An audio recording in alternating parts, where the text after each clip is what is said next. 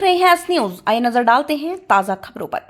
किसान सहकारी समिति भोपा के कर्मचारियों द्वारा किसानों से खातों में रुपए जमा करने के नाम पर ली गई लाखों की हेराफेरी।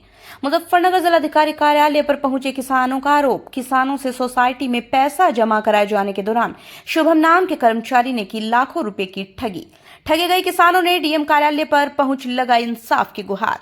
दरअसल गुरुवार को गांव नगला बुजुर्ग निवासी किसान गुलबहार पुत्र कल्लू के साथ करीब आधा दर्जन किसान जिलाधिकारी कार्यालय पर पहुंचे, जिन्होंने जानकारी देते हुए बताया किसान सहकारी समिति के कर्मचारी द्वारा किसानों के रुपयों का लेन देन किया जाता है। शुभम पुत्र राधेश्याम निवासी कमल नगर थाना नई मंडी जिला मुजफ्फरनगर का रहने वाला है। पीड़ित की मां ने तो बीते 30 मई 2024 को 96,020 रुपए की रकम भोपा किसान सहकारी समिति में जमा करने पहुंचे थे। एक मुश्त रकम कर्मचारी शुभम द्वारा जमा करने के लिए ले ली गई, मगर 8 महीने से ज्यादा बीत जाने के बावजूद भी अब तक प्रार्थी के खाते में शुभम को दी गई रकम जमा नहीं की गई, जिसके चलते पीड़ित किसानों को भारी समस्याओं का सामना करना पड़ रहा है। इतना ही नहीं, शातिर कर्मचारी द्वारा किसानों से ली गई रकम की पर्ची तो उन्हें थमा दी, मगर आज तक किसी भी किसान के खाते में कोई रकम जमा नहीं की गई, जिसमें किसान सहकारी समिति भोपा के कर्मचारी शुभम द्वारा किसान पूर्ण सिंह निवासी ग्राम कासमपुरा से 1,40,000 की ठगी, तो वहीं किसान अरशद निवासी गांव नगला बुजुर्ग से 2,55,000 की ठगी, किसान जुल्फकार निवासी बाकर नगर से 86,730 की ठगी एवं किसान इरशाद निवासी गांव नगला बुजुर्ग से 1,56,000 की ठगी की गई है। पीड़ित किसानों ने अपनी पीड़ा बताते हुए डीएम उमेश चंद्र मिश्रा से आरोपी शुभम पुत्र राधेश्याम के विरुद्ध सख्त कानूनी कार्रवाई कराते हुए सभी किसानों ने अपनी रकम बैंक खातों में जमा कराए जाने की मांग की है। पीड़ितों की माने तो शुभम पिछले समय से किसान सहकारी समिति भोपा से गायब चल रहा है, जिससे तंग आकर आज जिलाधिकारी कार्यालय पर पहुंचकर न्याय की गुहार लगाई है। मुजफ्फरनगर से शेबा खान की रिपोर्ट। मेरा नाम असलम है। अच्छा, आप कौन से गांव से हैं? मैं गांव नगला बुजुर्ग से रहता हूं और मैं भी किसान हूं और ये मैं इनके सहयोग में मतलब एक सेवा के तौर पर आया हुआ हूं। ये मेरे चचा है, ये मेरे चचेरे भाई है जी, और ये दोस्तों में हैं। तो जैसे वो सोसाइटी में एक लड़का कैशियर का काम करता है, उसने सोसाइटी में भी फ्रॉड किया हुआ है और किसानों के साथ भी फ्रॉड किया हुआ है। किसी से ये कह के पैसे ले लिए कि मैं जमा कर दूंगा, किसी की एंट्री की है, किसी की नहीं की है, किसी को स्लिप दे दी, रजिस्टर में एंट्री नहीं की है, तो उसने किसानों के साथ में ये फ्रॉड किया। करीब कितने किसान हैं जो इस तरीके के? अब फिलहाल हमारे पास में जो मौजूद है 5 किसान हैं और वैसे किसान बहुत है, इस बात का एमडी साहब को भी पता है। हम तो एमडी साहब से भी ये बोल रहे थे कि जैसे शुभम ने सोसाइटी जो किसान का उसमें परसेंटेज में हिस्सा है कि उसने किसान की जो समिति है उसी में फ्रॉड किया हुआ है कि इसके खिलाफ कार्रवाई की जाए, सोसाइटी के भी पैसे निष्पक्ष जांच करा ले। करीब दर्जनों किसानों से कितने लाख की ठगी की गई? कम से कम उसने 70-80 लाख रुपए का फ्रॉड किया हुआ है। तो आप डीएम साहब से मिले, क्या आप डीएम साहब से मिले हैं? ये भाई ने ज्ञापन दिया है, मेरे जो चचेरे भाई है उन्होंने एक ज्ञापन दिया है, तो डीएम साहब ने कहा कि हम उनकी जाँच कराएंगे और एसडीएम साहब से। तो किस तरीके की कार्रवाई होनी चाहिए ऐसे लोगों पे?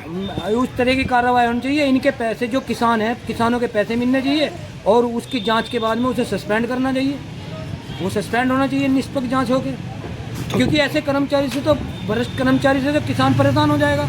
अच्छा, उत्तर प्रदेश में योगी जी सरकार है, भ्रष्टाचारियों को लगातार नाप रहे हैं, क्या उम्मीद है कि इस पे भी कार्रवाई होगी? हाँ, योगी जी इस बात पे बहुत शिकंजा कसते हैं और कार्रवाई होगी। हमें पूरी तरीके से, पूर्ण तरीके से विश्वास है इस बात पे सरकार के ऊपर कि वे निष्पक्ष तरीके से जांच करके इनका पैसा, किसानों का जो फ्रॉड किया हुआ है उसने पैसा वापस दिलवाएंगे। तो और उसके पैसा किस तरीके से दिया था? खाते से दिया था, कैसे दिया? हाँ, एक भाई ने स्टेटमेंट है बैंक द्वारा दिया और इन्होंने हैंड वाइज जमा करा वहाँ पे सोसाइटी में। अक्सर किसान वहाँ हैंड वाइज जमा करते हैं पैसे और वो स्लिप दे देते हैं।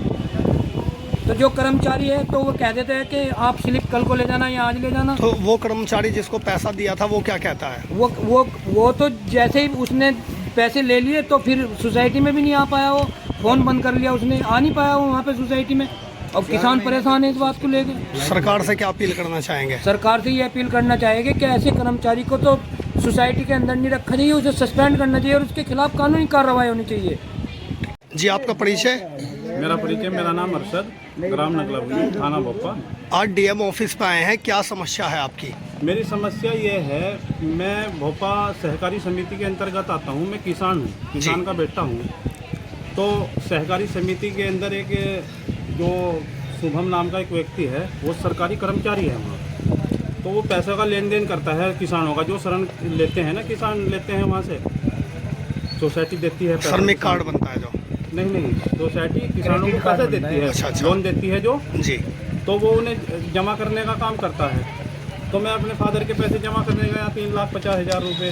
तो जब मैं वहाँ जमा करने के लिए गया तो सुबह मुझे मिला, कैसे आया था, मैं ऐसे ऐसे जमा करने के लिए आया था यार भैया पैसे। लोग कितने पैसे मांगा? 3,50,000। लोग यार तुम ये पैसे मुझे दे दो 1-2 दिन के लिए, मुझे बहुत आवश्यकता, मगर फिर मुझे जमा करना, कहना मैं कर दूँगा जमा। मगर चलो भाई तुम कर दियो। मैं बैंक में गया, मैंने वैसे तो उन्हें पैसे दिए नहीं, मैंने अकाउंट से उनके अकाउंट में ट्रांसफ़र कर दिए। जी। तो अब तक मुझे कोई पैसा वापस नहीं करा। 95,000 रुपये वापस करे, उसके बाद कोई पैसा वापस कितने दिन हो चुके हैं इस बात को? ये 13/8/2024 की बात है। अच्छा, 13 अगस्त की बात है 2024 की। 13 अगस्त। करीब 5 महीने हो चुके हाँ, हैं। 5 महीने हो चुके हैं। जी जी जी। और जो वहाँ पे हमारे पे जो वहाँ का सोसाइटी का पेनल्टी लग रही, ब्याज चल रहा, उसका कुछ नहीं। अब आप क्या चाहते हैं? अब हम न्याय चाहते हैं, हमारे पैसे हमें मिलने चाहिए, ठीक, और उसकी जांच होनी चाहिए तो निष्पक्ष तरीके से। अभी जैसा आप डीएम साहब से मिले, क्या आश्वासन दिया डीएम डीएम साहब साहब ने हमें आश्वासन दिए है कि तुम ज्ञापन हमने भेजा उन्हें कि जाओ, मैं डीएम साहब के यहाँ भेज रहा, उनकी जांच होगी।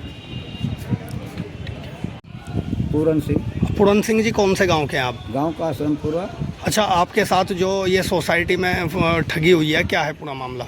ये पूरा मामला है जी, मैं सोसाइटी में मेंबर हूँ जी और सोसाइटी में लेन देन होता है मेरा 40 साल से। जी। बाहर पैसे लेते हैं और जमा कर जाते हैं, कभी ऐसा नहीं हुआ।